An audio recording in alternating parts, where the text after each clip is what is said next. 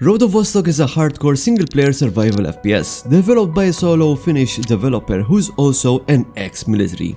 It focuses on high-stakes tactical realism and atmosphere rather than fast-paced arcade shooting.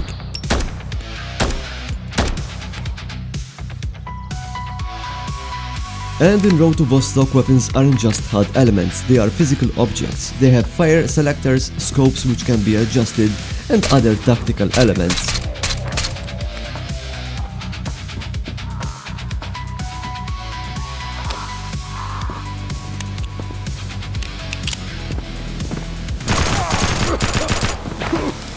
So in this video I'm going to show you a few tricks that I know that should help you with weapon handling and give you tactical advantage against your foes. I'm also going to show you a few extra tricks when it comes to exploration and survival. The first thing that I'm going to show you is scope adjustment. You can adjust the scope to be closer or further set on your gun. This can help you in many situations where you need to switch from long-range engagement to close-quarter battles.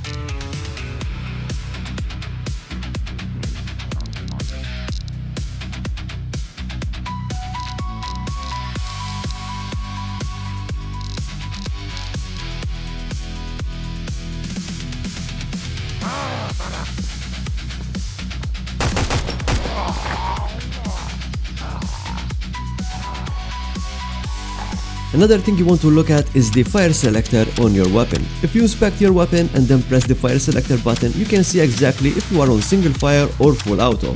This is true for most Western assault rifles in this game, but most Eastern rifles have the selector on the right side of the gun.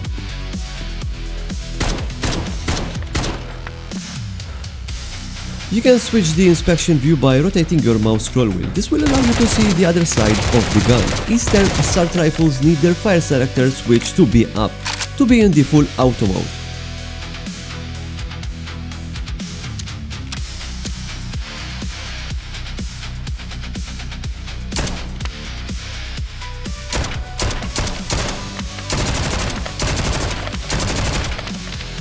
There's also another mechanic in this game called weapon stances. In Road to Vostok there is arm fatigue. This drains down when you are aiming down your sight, but there is also something else that can drain your arm fatigue, and this is your weapon stances. You can go from high to low weapon stance with your mouse scroll wheel while you are not in ADS mode.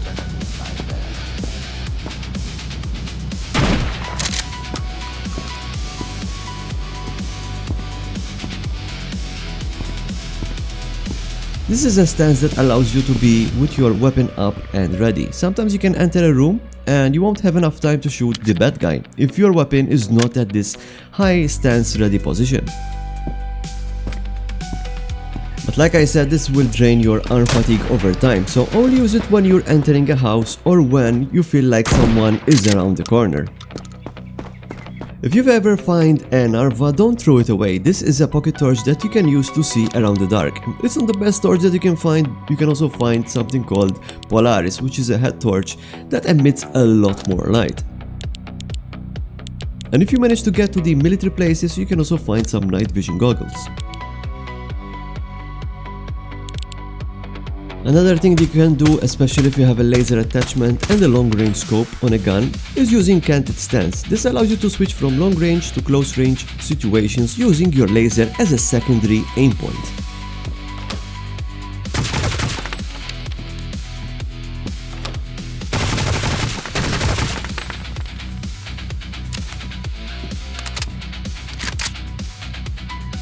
You can find maps or tactical maps that allow you to see the whole world map. This is very useful as Road to Vostok has some of the biggest maps that you'll ever see, and it can get very confusing when you want to go from point A to point B. No niin, back off nyt.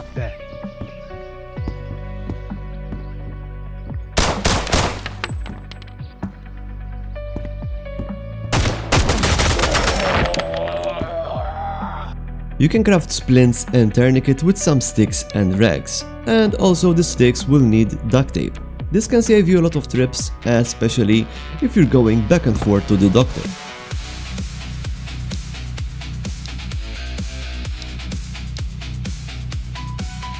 Some weapons like shotguns and Mosins need to be manually reloaded by opening the chamber and loading each round inside. Also, you have to rack or bolt your weapon each time you fire or reload. This can take some time to get used to, but you can train in the tutorial area and get used to this mechanic.